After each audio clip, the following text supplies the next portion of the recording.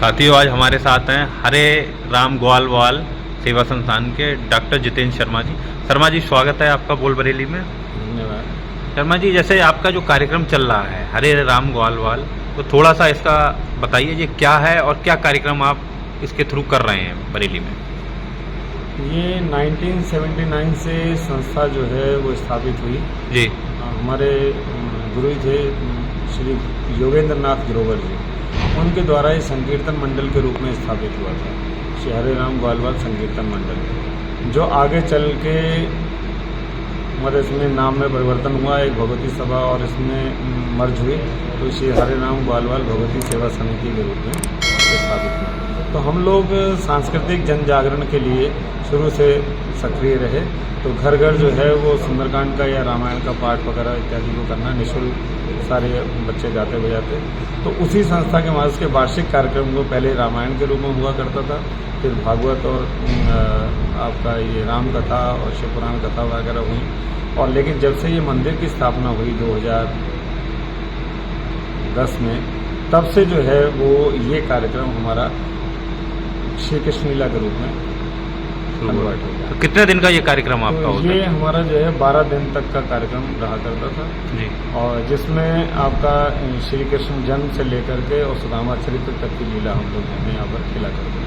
तो इसमें जो कलाकार वगैरह ये आप कहाँ से चयनित करते हैं? ये सारे कलाकार यहीं के लोकल ही होते हैं, सब यहीं के नन्हे मुन्ने बाल कलाकार जो हैं वो पूरी डिवोशन के साथ इस कार्य को करते हैं, ताकि हमारा भी उद्देश्य ये रहता है कि बच्चों में भी अपनी सांस्कृतिक चेतना जगे और अपनी संस्कृति के बारे में वो जानें, उनके घर परिवार के लोग भी इससे जुड़ें और एक संगठन मजबूती के साथ अपने धर्म को स्थापित करता हुआ दिखलाई दे।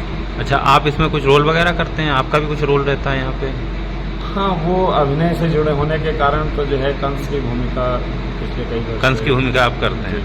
अच्छा, और बच्चे जैसे आप छोटे छोटे चयनित करते हैं, तो माँ बाप कुछ ऑब्जेक्शन तो नहीं करते कि आप? नहीं, वो नहीं करते। जिस प्रकार हमारे अपने बच्चे ही जब वो मेरे ख्याल से 6ठी या 7वीं बच्ची क्लास में पढ़ रहे थे, तब से वो कृष्ण की भूमिका कर रहे हैं।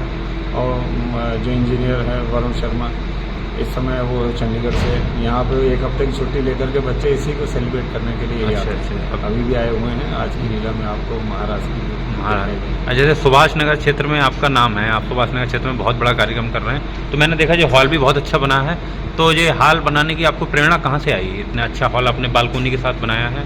ये हॉल तो जो कि हमारे भैया मुकेश शर्मा जो हैं उन लोगों का था कि इसमें इस तरीके का बालकनी का प्रावधान रहना चाहिए, तो हम लोगों ने इसको डिजाइन किया था। लेकिन पिछले साल हमारे जो परम मित्र हैं डॉक्टर अनिल मिश्रा जी, तो उन्होंने जब इसको ऑडिटोरियम की शेप देने की बात कही, तब हम लोगों के मन में रहा कि जो हमने बालकनी बनाई है उसको हम और सुसज्जित रूप से अगर कर लेते हैं तो एक उदाहरण और मानक के रूप में ये स्थापित होगा। तो शायद हो सकता है कि आपको रुचिकर लगा हो। आने वाले वर्षों में इसमें अभी और सुधार आपको देगा। अच्छा, जैसे कि कल जन्माष्टमी है, ठीक है, आज स्वतंत्रता दिवस है, तो जन्माष्टमी को लेके कुछ, जैसे जन्माष्टमी वाले दिन आपका कुछ विशेष कार्यक्रम होता है, उस दिन क्या आप विशेष कार्यक्रम करते हैं? हम लोग ये जो कृष्ण लीला रखते हैं जन्माष्टमी से ठीक एक हफ्ते पहले, जो पहला संडे होता है, ताकि बच्चों की छुट्टी होगी और जितने भी पार्टिसिपेशन करने वाले हैं, सहभागिता वाले लोग हैं, उन सबको भी संडे की छुट्टी मिलेगी। और अगर जो हम शोभा यात्रा से आरंभ करते हैं जी, तो उसमें शोभा यात्रा जहाँ जाएगी तो बच्चों को कहीं रोड में कोई प्रॉब्लम ना हो, लोगों के स्कूल ना छूटें, तो हमारा रहता है कि छुट्टी वाले दिन ही हम इस कार्य को करें, ताकि जितने हमें सहयोग करने वाले हैं वो लोग भी मिलें, गैदरिंग भी ज़्यादा हो और किसी को कोई व्यवधान भी ना हो। अच्छा, आप अपनी बातों में आपने एक बात मैं पूछना चाहूँगा, जैसे कि कोई भी कार्यक्रम बिना सहयोग के, बिना पैसों के इस तरीके से नहीं हो पाता, तो आपको सहयोग कहीं से मिलता है कि आप स्वयं सक्षम हैं कि आप पूरा कार्यक्रम करते हैं? ये ऐसा है कि हम लोग साल भर मंदिर पे कार्यक्रम होते हैं, नॉट ए सिंगल पैनी, किसी से भी कोई कलेक्शन या चंदा इत्यादि नहीं लेते हैं। तो ये भी आप जो वार्षिक कार्यक्रम देख रहे हैं, ये पूरी तरह सहभागिता पर ही आधारित है। इसके लिए हम कोई चंदा कहीं से नहीं करते हैं। जो बच्चे हैं, कोई अपना साउंड चलाता है, कोई संगीत गाता है, कोई हारमोनियम बजाते हैं, कोई ढोलक बजाते हैं, कोई मेकअप करते हैं, मतलब सब सहभागिता के रूप में, मतलब एक संगठन के रूप में कार्य करते हैं। हम कहीं भी कोई भी पैसे का इन्वॉल्वमेंट बाहर से नहीं।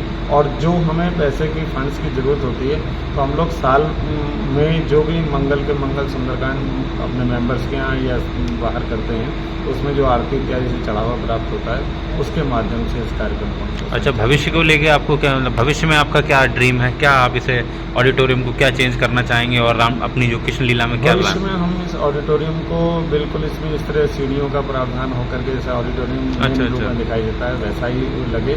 और इसमें अभी हमने पीछे एक ऑफिस वगैरह तैयार करा है, तो हमारा है कि आने वाली पीढ़ी भी इसके साथ जुड़े और केवल हम पुराने जो हमारी परंपराएं हैं उनको हम अंधानुकरण ना करें, उनको आधुनिक विज्ञान के साथ जोड़कर भी चलें।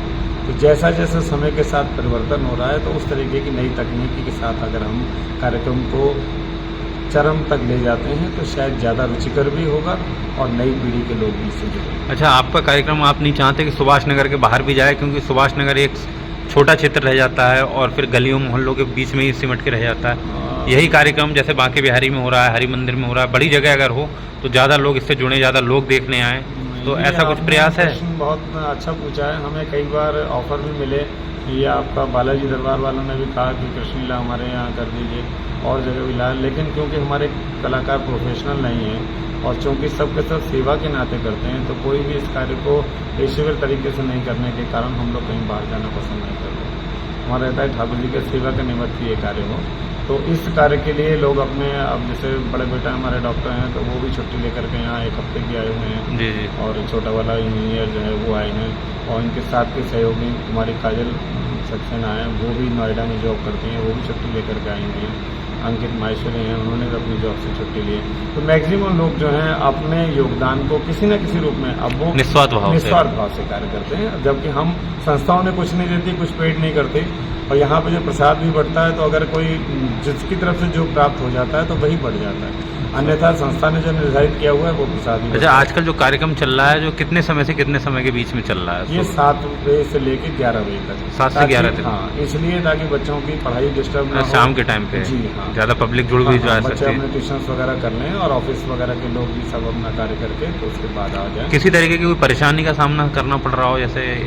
नहीं, अभी तक तो कोई परेशानी, बस ये सुभाष नगर में थोड़ी जल भराव की समस्या रहती है और जन्माष्टमी का पर्व जो है वो वर्षा के बीच में होता है तो वो थोड़ी सी समस्या का कारक रहता है। अगर प्रशासन के द्वारा या जनप्रतिनिधियों के द्वारा ये समस्या अगर सॉल्व हो जाए तो मैं समझता हूँ कि कनेक्टिविटी ज़्यादा अच्छी होगी और बाहर के लोग भी सुभाष नगर आना पसंद करेंगे।